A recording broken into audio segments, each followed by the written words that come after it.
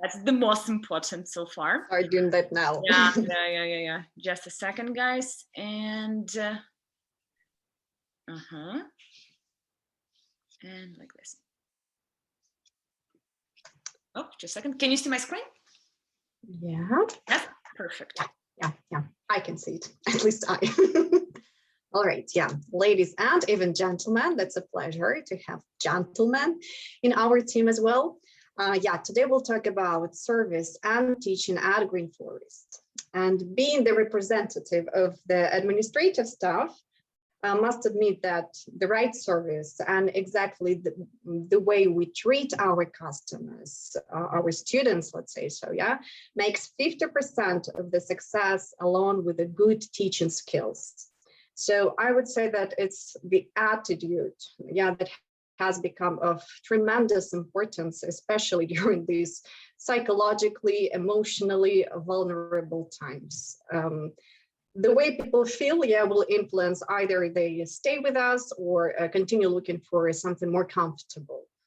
And for this reason, I'd like to start with some statistics. We'll see that in the next slide. Now the previous one, yeah. All right, so this is really common data collected from different sources, and it says that, yeah, 70% of clients say they're eager to spend more money on brand or on company with positive customer service, and 91%, yeah, pay attention, almost like 100, leave without warning if their needs are not catered to. Yeah, that explains why sometimes we lose students during this semester or at the beginning of the semester. They just don't continue coming to school or don't continue their education. So yeah, that's the reality that we need to take into consideration and do everything we can in order to provide our customers with that positive service they deserve. Having analyzed the reasons why actually students don't continue education studying with us, we've come to 3 most common reasons, and I will see them on the slides as well. Yeah, so reason number 1, it's the most common, like I have already mentioned, students want private tutors. They think that group is not effective. It doesn't give them that result they wanted, they expected, and they prefer private tutoring.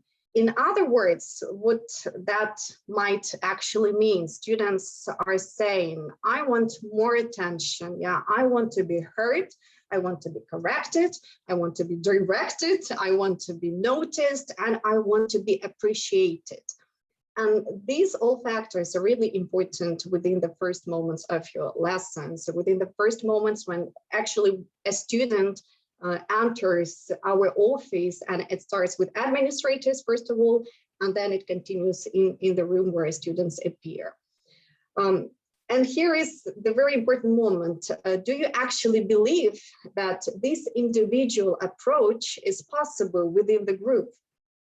And why I'm actually asking is that it happens that inside our head, yeah, inside our mind, we might think, well, it's impossible to give enough attention to everyone in this group, yeah, or more attention than people want. And if we think in that way, yeah, students will feel it. This message is really easily transferred with the help of our body language, the way we look, the way we accept this reality.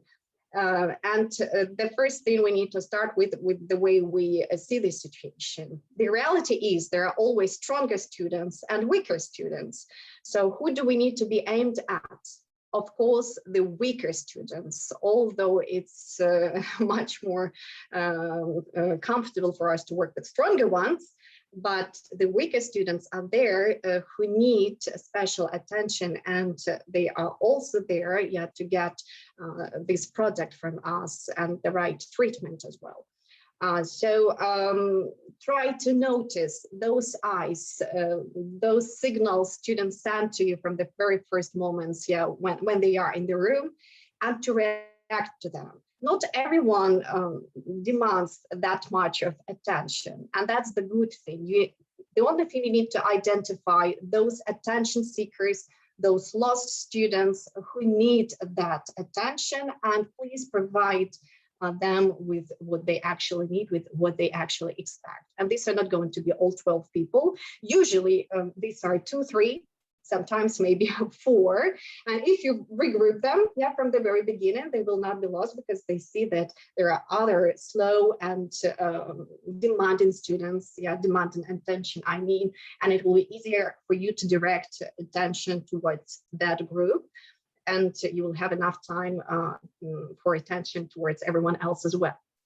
All right, reason number 2, students say that it's too difficult for them. Yeah, what is difficult? Sometimes they say, well, the lesson is overwhelmed, or not enough time to practice the things. And unfortunately, this is the most common reason for starters, yeah, for starter level.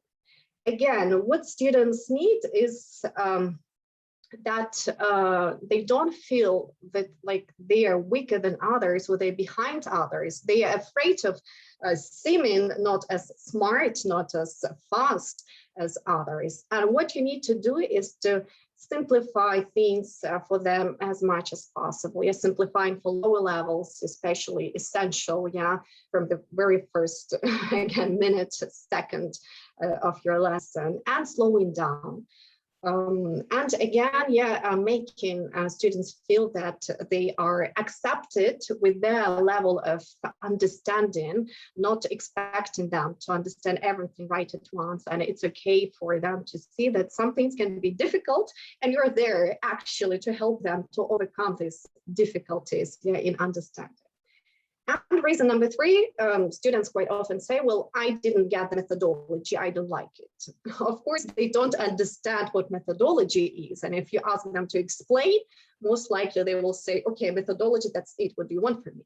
But we know and we understand that students usually, yeah, come from the system where they had to memorize the words by heart, where they learned the texts by heart, where they studied those words without understanding the meaning, where they translated every single word.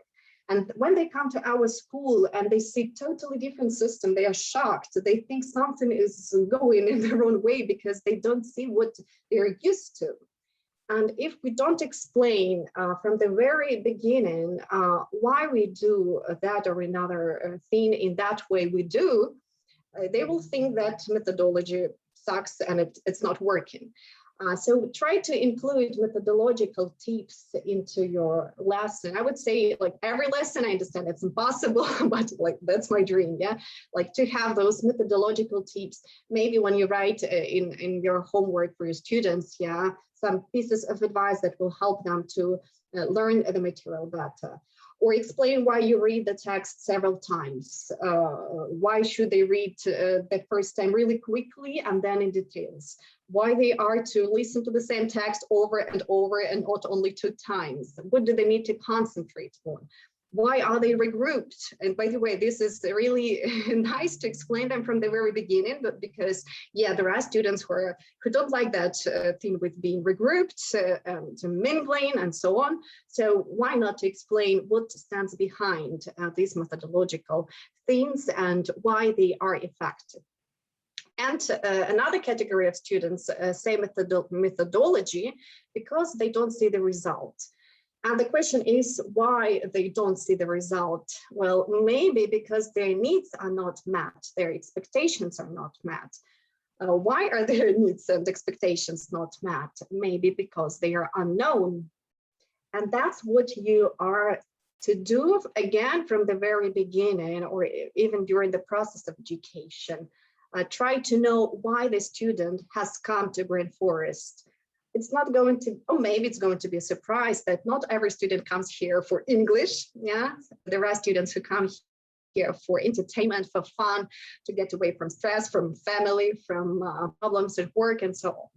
I used to have a student who said, well, you know, I don't care about grammar, my parents do, I don't. I'm here for fun. So he thinks methodology sucks if he doesn't get that fun. Yeah, so why not explain in advance what kind of fun you're going to have? You can can say it like present in a humorous way. You know, studying grammar is lots of fun. We'll have so much humor. But seriously, yeah, we're going to have a lot of interactive games, debates, competitions, and things that are connected with fun activities for sure, right? So also make them it clear that they will get what they want. And in this way, methodology will be all right, because they don't, again, even know what methodology is. All right, now going to the next step of our webinar, let's talk a little bit about respect. Yeah, this is something. Yeah, I just wanted to add, like, the next part of the webinar. So what we did in the next slides is we researched and we picked up the principles of customer service, because all of these problems, they can be tackled with the help of principles of customer service. And I know that some teachers might feel uncomfortable when we talk about teaching and customer service, because we're used to the idea that teaching, I'm a teacher and I know how to do that, and I want to be respected and seen as an authority in a classroom. But anyway, it's all about the business at the end of the day, and we're all earning money. And that's why I know that for some of you, it might be very uncomfortable to hear it, but teaching is also a part of customer service, or it includes some parts of customer service. So what we did, we picked up the principles of customer service and we looked at how they can be applied to our classrooms. And Katyusha, yes, the first principle is respect. Yeah, respect for sure, right? It's very, very nice. Yeah, you brought it up because, yeah, again, coming back to that idea. Yeah, sometimes you might think, well, administrators are there for service. We're here to teach, but yeah, administrators are hired with a high level of English. So actually, they're there to provide students with good language as well. And at the same time, teachers are there to provide students with good service as well too. So we are all one team, we're all in one boat. And if we do understand that, life will be much easier for us here at Green Forest, even during these difficult times. So, and of course, we'll start with the respect, like Tanya has already mentioned. There are many situations, even more than presenting just here, to show this and demonstrate respect. But I'd like to mention just several of the most important ones. As for me, when students ask questions, and why I want to emphasize irrelevant questions, because when questions are all right, like, okay, nice question, it's good you brought it up over here and let's discuss it. But when the question is really, let's not call it stupid, but strange, yeah, the way you react will make students stumble or feel disrespected and feel feel the way, having the wish to get out of this room, of this school as fast as possible. Unfortunately, this happened quite often during the last period of time, because yeah, these are hard times. People are rather emotional. Sometimes they ask really strange questions and have strange requests. So the more peaceful you are, the more respect you show towards even the most awkward questions, the better the reaction will be, and the sooner you'll find the good contact with that student. When students are late, yeah, we're working with grown-ups. We're not working with children. Yeah, they're not supposed to be punished and felt, they're not supposed to feel all the consequences of being late. Yeah, please don't punish them with your eyes, with your words, with something else. For example, stand up and go and say, I'm late here around the classroom. You will laugh, but there were such cases. In my practice, I met such situations, I faced such situations. You never know where students are late. You never know what the morning routine is for that person. You never know what obstacles the person has. So respect the thing, that fact that student has actually come to a classroom. Of course, you could encourage students to come in time, yeah, on time, and you could make the beginning of the lesson extremely interesting. Never postpone the start of your lesson. Like, okay, let's wait for others to come, and everyone will come. If you wait for like 2-3 minutes, next time everyone will be late. So if you start right on time, if you start with something interesting, grasping attention, students will want to come there, to be there for that fun activity, for that nice start, for that nice warm up. But please don't ignore, yeah, if somebody is late, don't say, okay, or don't think it's your problem, you're late. So try to figure out what's happening in this classroom. Yeah, provide that student with assistance, with help, ask somebody else to help, but never leave the student alone. When students don't understand something, again, yeah, you could say or emphasize that it's all right not to understand everything right at once. Yeah, all students with different abilities, with different background knowledge, you can't expect everyone to understand the material in the same fast way. And students need to feel that it's okay for them not to be as fast as others, and that again you're there to help them to understand the thing, even if it's hard for them to do right at once. When students are slow, I know for myself it's hard not to think even in your head, oh gosh, you're so slow. It would be so much faster if you did it like quicker than you're doing it. And again, try to block it in your mind. Try not to think about that, because again, these will be transferred to this to the student, these emotions, these feelings, and so on. Respect that person, show and praise him for what he can do well, and support for things that he can do faster. When group mates laugh at somebody, you are there in charge of the atmosphere in the classroom. Sometimes the joke must be really funny, but if that humiliates the other person, the student, you are there to protect the person in a wise way, in an appropriate way, respectfully, but still be on the side of the student so that no one gets offended. Yeah, that's really important. And when students are irritated, for me, it's the most important and the most difficult, because when somebody is irritated, you start being nervous as well. Yeah, it's really easy to get on the same emotional level with a student, especially if he is complaining about something and you start taking it personally. So the best way, don't take it personally. Try to understand why he or she feels that way. He might be just disappointed with his abilities or her abilities, but not with the way you present the grammar. Yeah, and understanding that will help you again to have this respect towards the feelings of the students, and not to panic and not to give that aggressive reaction to his or her words or reactions.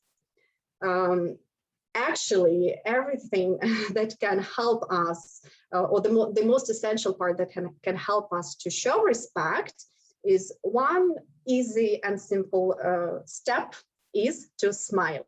And the next slide is actually about smiling. It's quite natural for us. I think all of us love smiling, and it's like rather natural thing for us to do. But keep in mind, when you enter the classroom, start already smiling naturally with your eyes, with your muscles, but it doesn't matter. Yeah, whether it's early in the morning, late in the evening, smile is really important to bring it like little sun with you to the classroom. When you explain difficult topics, sometimes we know what to expect from this topic, from this lesson. We know that students are going to get crazy, you're going to get crazy. And the more you are stressed, the more serious you are, the more the same feelings, the more chances there are that students will get the same feelings. So by explaining difficult topics, stay relaxed and also try smiling as often as possible. When you look into somebody's eyes, even if you're that kind of teacher who's rather strict, it's okay to be different types of teachers, but it doesn't mean you need to be strict in the way you look at people. There is one psychological thing: when a person don't see a smile in the reaction when he or she meets the eyes of another person, he starts protecting themselves. So avoid this protection. Students need to feel safe, they need to feel appreciated, and this smile, even in your eyes, will help them to feel that way. finishing your lesson smiling is also a nice way for them to bring that emotion back home, and again to have this nice feedback, nice feeling inside them after, even if the lesson was like extremely difficult, but that last smile will make their day happen. When other people smile at you, it's easier to smile, but smiling for to be the first to smile, why not take the initiative? Don't forget about administrators. Sometimes you come inside the classroom, you're really in a hurry, you had a difficult maybe way towards the school, but we are there. We have already been there for all day. We've done lots of phone calls, faced different difficult situations, and smiling at administrators really help them to feel also more relaxed and have this friendly atmosphere. Other students, when they see this good relationship between colleagues, they also feel relaxed and they start smiling in return. So this is contagious, and it's better for us to spread this disease, smiling disease, rather than coronavirus. And when being tired, yeah, it's hard to smile when you're tired, but that's the way our brain works. The more we smile, the more the brain starts thinking it's not as terrible as we think. And again, it's easier for us to get relaxed when we smile and send the signals to our brain. All right, moving forward, let's see what's the next. Of course, when students ask questions, it's not enough for us to smile and do nothing. The students need to get answers. Again, yeah, what kind of answers they are supposed to get? Exactly the answers they want to hear. And if these questions require too much time, either respond promptly, yeah, and appropriately, or redirect the question to another sphere, to another person. For example, yeah, the question at the lesson, well, how is it possible actually to understand this topic or to use it in real life? Yeah, you could ignore it and say, okay, that's actually what I'm trying to do all this time. Or you could say, well, you know, I feel you. Let me try one more time, and Pasha maybe will help me, or who can help to provide another additional example, and we'll try to discuss how it works, how present perfect works over here in this situation, yeah? Or if this question requires too much time, you say, guys, unfortunately, no time, but let me write it down in our chat. Let me write it down on the board. And if we have time at the end of the lesson, we'll come back to it. If we don't have time at the lesson, I'll use it in our chat and we'll discuss it. Or I will write down in the homework task and answer it. But don't leave it unanswered. Don't leave it, don't ignore it. When there are questions connected with a service that school provides, we'd love to ask you really strongly to take into consideration both steps.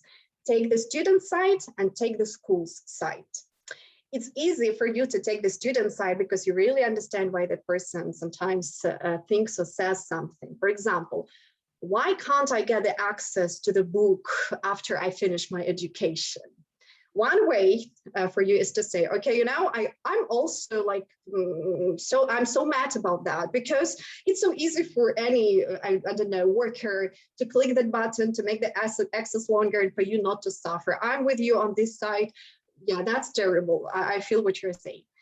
Of course, you're a hero for that student, but the statistics shows that students who feel that the whole system works as one unit, they tend to be more loyal and they tend to stay longer in the same company when they feel that all system is working as united. And it's easier for you to handle other similar situations. So you could say, oh, you know, it's so nice that you like working with our book.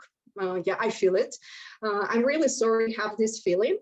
But yeah, you must admit, or maybe not must, but maybe you will admit that every company has the right to limit the access towards the products. For example, I paid for their stretching course online, and after the date was over, it was closed. I haven't tried all those stretching trainings, unfortunately. I lost the access, but who's guilty? I'm guilty.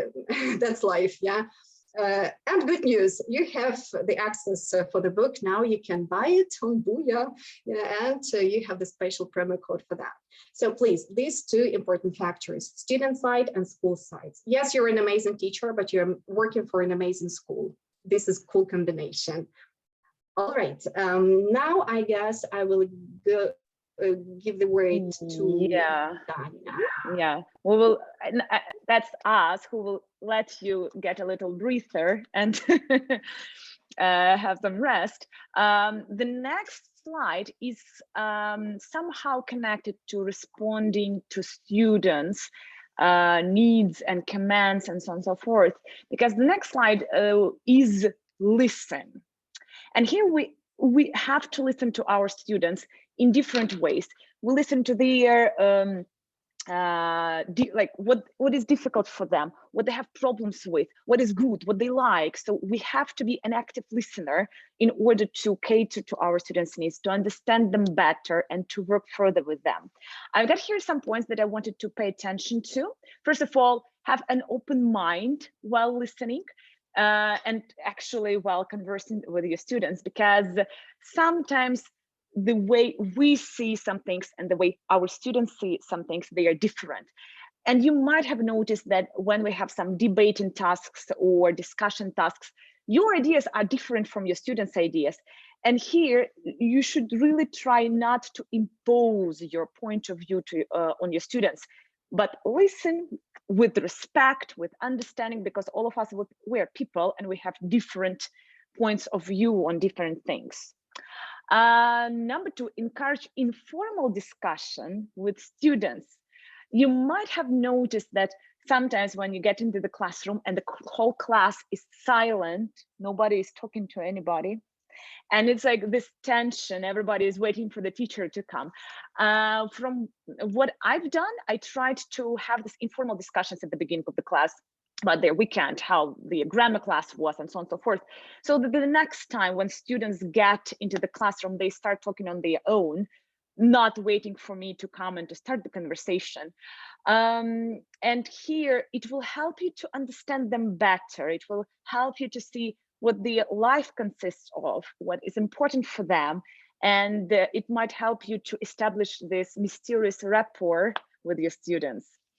The next one, interesting point, to be an active listener. That is something that I've started practicing, I think starting with 2021, because active listener is when you pay attention to nonverbal communication and nonverbal behavior, the way students look at each other, the way they behave in the classroom, what emotions they have during the class.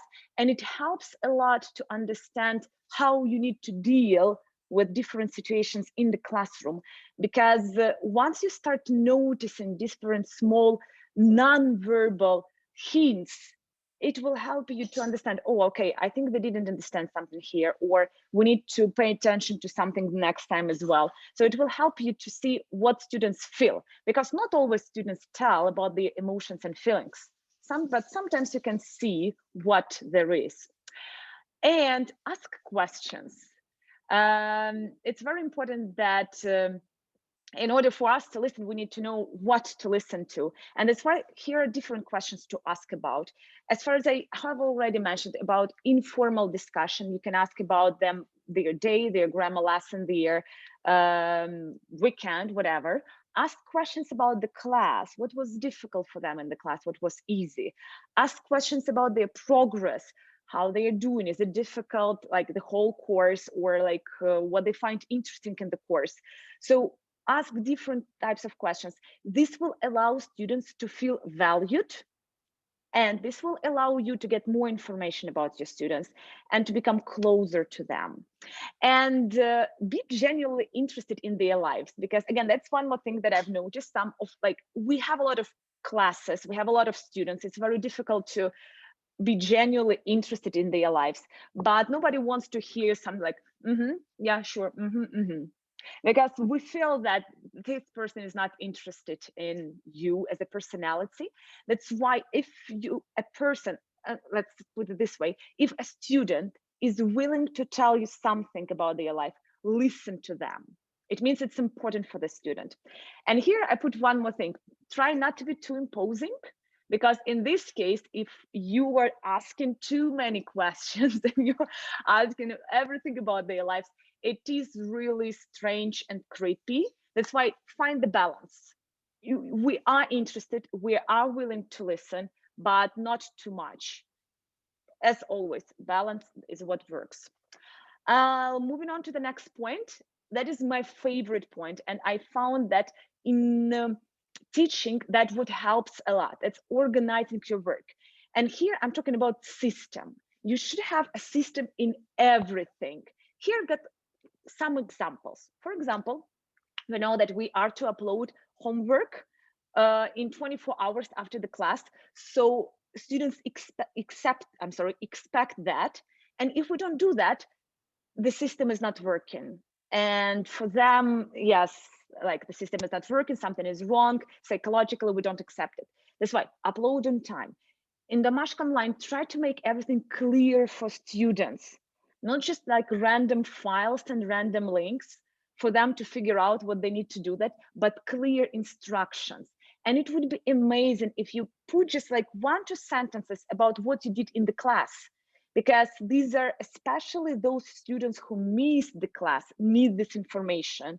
And when they open the Damashq Online and they see just random links and files, and they're like, what the hell they did during this lesson? And it's very difficult. Again, system. 1-2 sentences what you had in the class, and then instructions, clear instructions of what they need to do. Quizlet. I'm sure that a lot of teachers, they have Quizlet sets. And what I've noticed, if you send to students just links to Quizlet sets, they're all somewhere in Damashq or in chat. And for students, it's very difficult to access all of them at once. That is why I found it much easier just to share a folder with all of the sets. And then they have all the sets in one place. They don't have to look for the set throughout all of the Damashq or just like Telegram chat, and they need to find a link to a set with food names or food vocabulary. And they're like, oh, I don't remember where it was. So make it easy for them to access. One folder with all the sets, and that's it. It's easier for them to get this. What I found useful, again, is pinning the messages. Especially when you have distant course, you can pin a message with a link to the class, pin a message with a link to the Quizlet folder. And that's it. And they have this one place where they know they can find those links. And all the important messages, just pin them for students' convenience to use it. Have system in everything.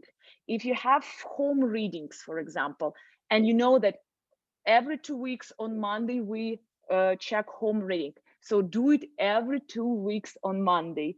If you have writing classes like regularly, have them regularly. So students appreciate that when they see the system and they understand how it works.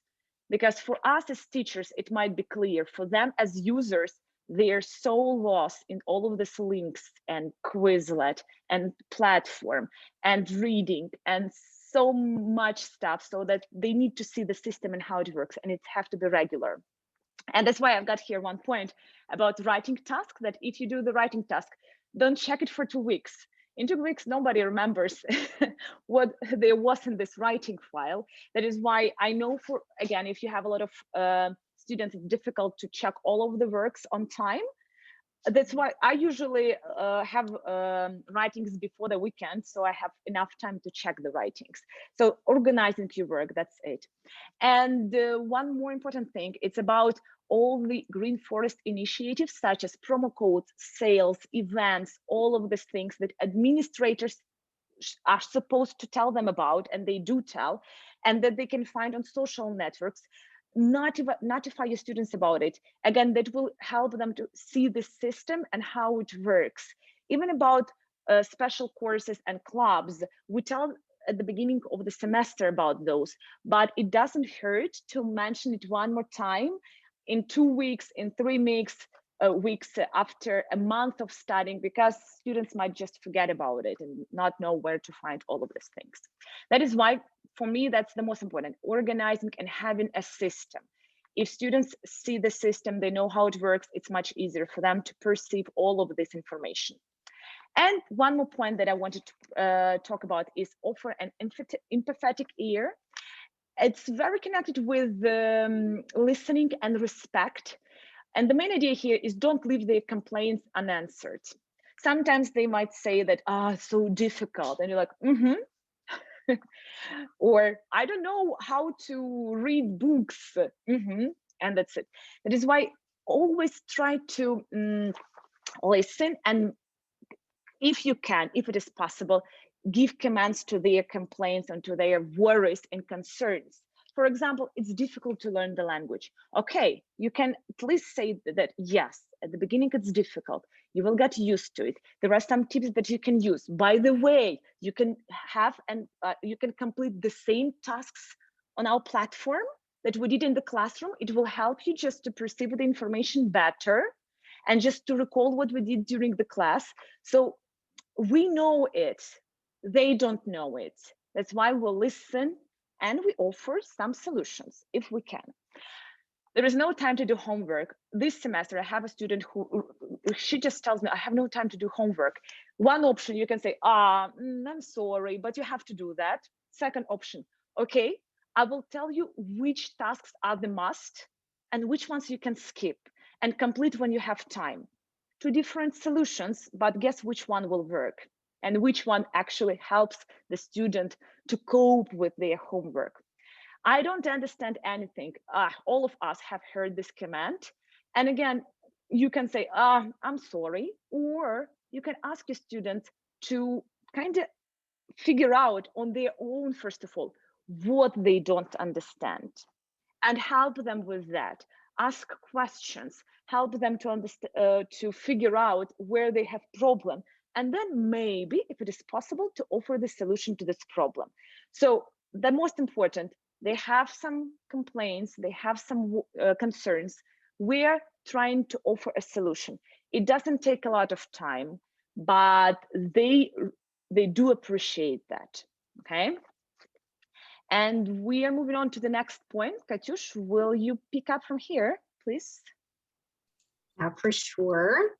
Well, this moment I really adore, because it's nice to know what your limits are, not only at teaching and providing service, but in every sphere of your life. That is helpful for you not to get the burnout that every one of us can actually face from time to time. So know what your limits are. Don't promise students to do something you're not able to. For example, all right, we'll have nice project every lesson. All right, we'll watch a cool movie every second lesson. If you're not able to do that, if you don't have prepared that in advance, because students will expect that. They are going to be disappointed if you promise and you don't do that. So take your special needs and limits into consideration and provide your students with what you actually can. Know how the system works. It means know how the school works, the hours. Don't say, oh, you can come on Saturday at 4 p.m., you'll get your certificate. And what if administrators work till 3 p.m. on Saturday? So know what's actually happening in the office. Don't hesitate to ask administrators, methodologists about additional things that you're not sure about. It's all right not to know something, and it's all right to let your students know that you need to inquire this information. Don't promise any extra discounts like I'll get it for you, or don't promise to get additional prolonged access to the platform, because it doesn't even depend on administrators or anyone else in this team. That's how the system works, and it's impossible just to click and just start working in a different way. And that will also cause respect from the side of students, because they know what to expect and they get it. The next thing for every staff member to keep in mind, for administrator and for teacher, we'll see it on the next slide, is connected with guess what? Making your students feel comfortable, or never make them feel uncomfortable. It's kind of connected with the respect. We have already talked about it, but I'd like to emphasize several other moments over here. When students make mistakes, Please make sure they know it's all right to make mistakes. They are not afraid of making mistakes, and it's all right to make the same mistakes. Even if you are angry with that thing that students make the same mistake over and over, but that's the process of learning, and you need to understand yourself. There is no way of practicing things unless you make mistakes, and sometimes over and over and the same.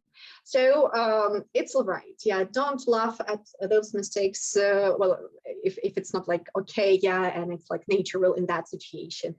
And don't make that strict, irritated look that you're totally upset with that mistake. Yeah. Well, students are really nervous and they feel uncomfortable because they want to avoid mistakes in their speech. When students don't remember things from the previous course, we've had several situations this semester when students had complaints. They came to administrators and they said, well, you know, we were told you were supposed to learn it in the previous semester. You were supposed to keep it in mind. Well, guess what? We did study that, but I don't remember. And you're right, they were supposed to learn it. They were supposed to know it. But just saying that will no way help the student to memorize it. Like, oh, it's good you mentioned that. Now I'll memorize the thing. How could I have forgotten that? Of course, it's not going to work that way. Yeah. And instead of saying, well, you know, you've studied that.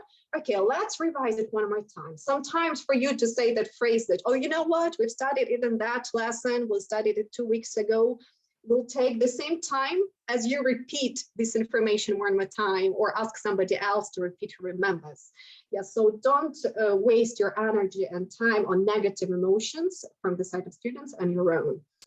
When students lose in competitions, well, I don't think this is the case with anyone, but yeah, like, okay, we have the winners and we have the losers. Yeah, I don't think you're saying that, but again, try to encourage the lost team, yeah, to emphasize how good they were, how well they were fighting, yeah, what nice answers they were providing, maybe treat them with some candies or whatever. Yeah? So they need to feel that they're also kind of winners, but in another way. When students are moody, don't force them to change their mood. For example, yeah, a student has a bad mood, like, come on, you need to smile. If you smile more, everything will be easier. Maybe that is true. That's how our brain works. But you cannot force others to have the same philosophy of life as you have. And once remember really nice, I got really nice advice from psychologists working with customers. They said that you need to demonstrate the same mood as the customer does. If this customer speaks slowly and they are upset, you need to be on the same wave, like not being upset and depressed, but slowing down, being calm, not energetic, not trying to make the mood better by being super active and fun. If the person is energetic and smiling, yeah, give it back the same emotion. And that's the same about lessons. Sometimes person can be moody, not because you're doing something wrong, because that's life, that's his family, that's his health condition, or that's the situation in the world. Yeah, but it's not always about you. Yeah, Danchka. That's a great point, because I have just realized that sometimes when we get into the classroom with a great lesson plan, with like loads of activities, and like, oh, that's going to be an awesome lesson, and you see that your students, they are really slow or tired, especially if it is 8 p.m. group. Don't force them to take up your tempo, your pace, because they won't be able. It's much better to slow down. That's exactly what Kate has just told us about. It's better to slow down and to see how it goes. If you manage to complete everything, perfect. But if no, it doesn't worth it. That's it. Yeah, right. And again, this is about creating comfortable atmosphere for students, not for you. For you, it would be more comfortable to have this wow effect. Yeah, but yeah, maybe they need that another emotion right that moment.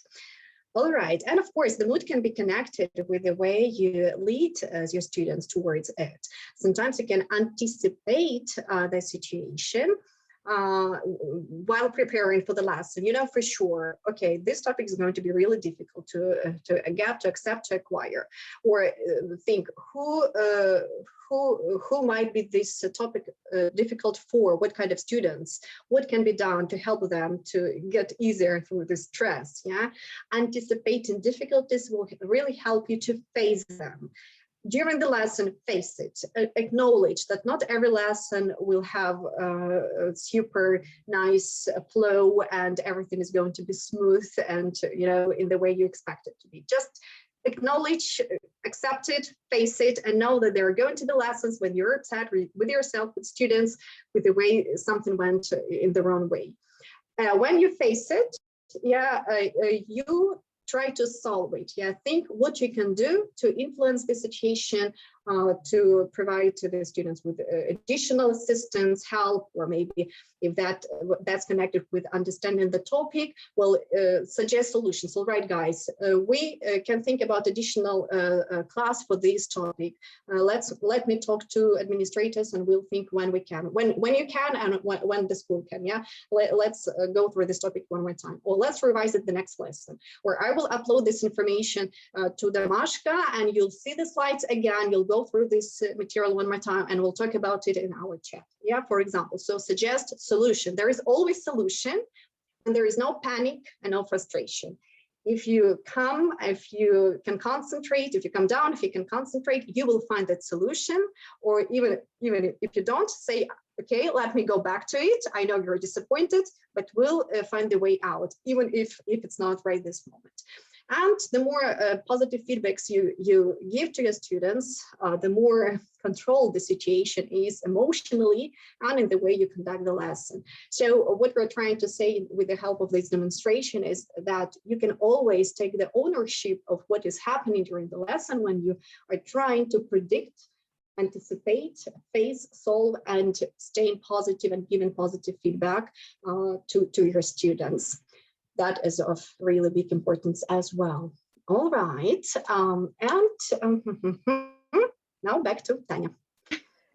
Yes, and taking ownership is connected with going extra mile. I think this phrase is really like a kind of buzz phrase in customer service, because everybody is trying to go extra mile and provide extra service and something extra. We thought about how we can apply it to our classroom, and what we figured out is that sometimes you can organize an extra curriculum activity, maybe with those groups that you really like and you have really good rapport with. It will help a lot, such as going to the movie together or having a class outside, anything that will spice up their routine a little bit. So it's like extra mile. Or offer to read and watch something together.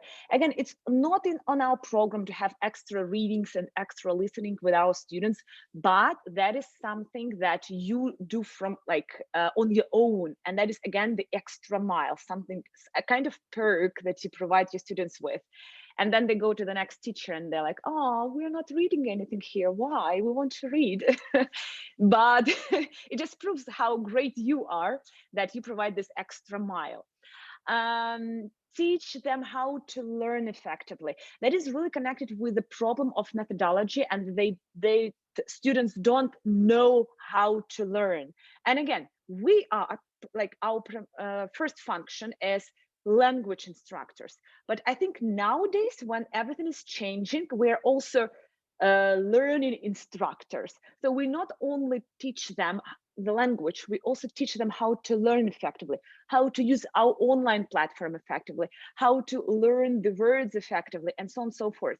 And Kate has already mentioned, explain them why we do these things. That is also an extra mile, something extra that we provide our students with. Even if you tell them and show how to use dictionaries, that would be of great benefit for both for your students and for you, because it will make your work easier in the further classes. And the easiest way, I just bring some candies. Everybody likes candies, and it will make the students feel better and smile anyway. Or maybe tangerines if it is New Year, who knows. The next point is feedback. I found it really important. one thing I've noticed that some of the teachers, especially when we are novice teachers, we're really scared to hear and the feedback and to ask our students for feedback. That is why it's really important to actually overcome this fear, like harness this fear, and ask our students for feedback after the first class, after a few weeks, at the end of each class, if you have this class feedback at the end of every class, in the middle of the semester. Remember, organize your work. The most important, it has to be systematic. And if it is systematic, your students know that you will ask them for feedback. That is one point.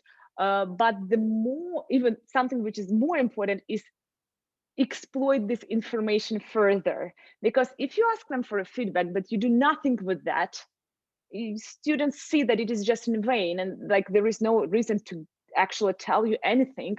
But if they see that you kind of adjust and adapt your classes to the feedback that you got from them, it really works, and students will notice it and they will appreciate that. That is why like I strongly recommend not to underestimate the power of feedback, and it will help you as a teacher to develop, and it will help you as a teacher to conduct the classes for each of the group, because each group is different. Each group has its own atmosphere and its own mood. So feedback rules, guys. That's the main idea. And the last point is care.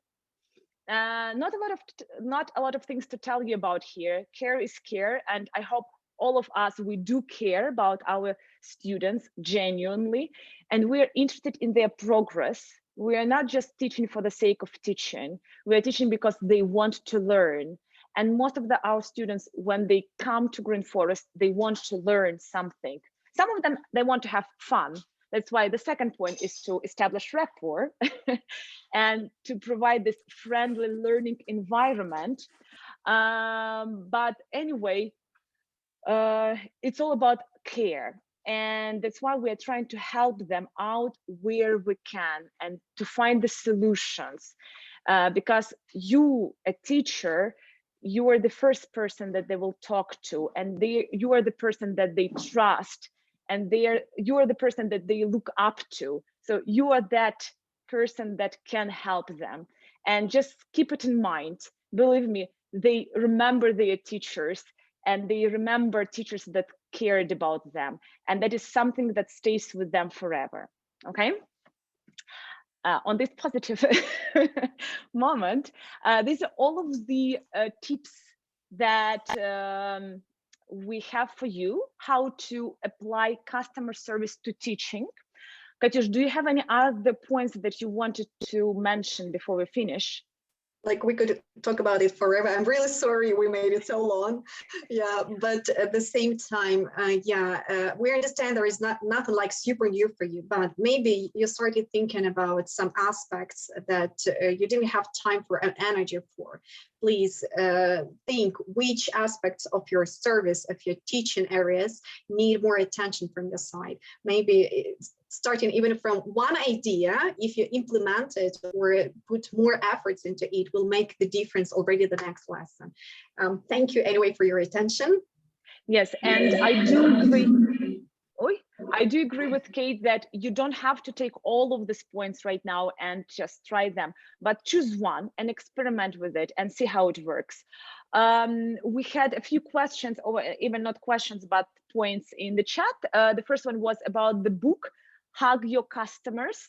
No, we haven't taken it from the book, but I think all the customer service principles, more or less, they are the same. And I do believe that a lot of points were mentioned in the book. That's why, guys, who wants further information, good recommendation, Hug Your Customers, Jack Mitchell.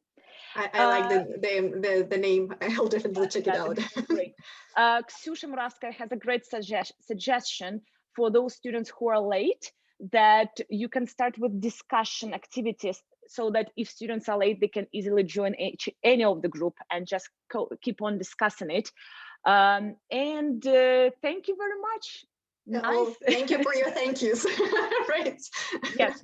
Guys, thanks a lot for staying with us for all this time. We really hope that you will find some of the tips useful, and have a wonderful Friday. Oh, Thursday. I wish it was Friday, but yeah. All right. Hugs and kisses to you. Have a great day. Bye, guys. Thank you. See ya.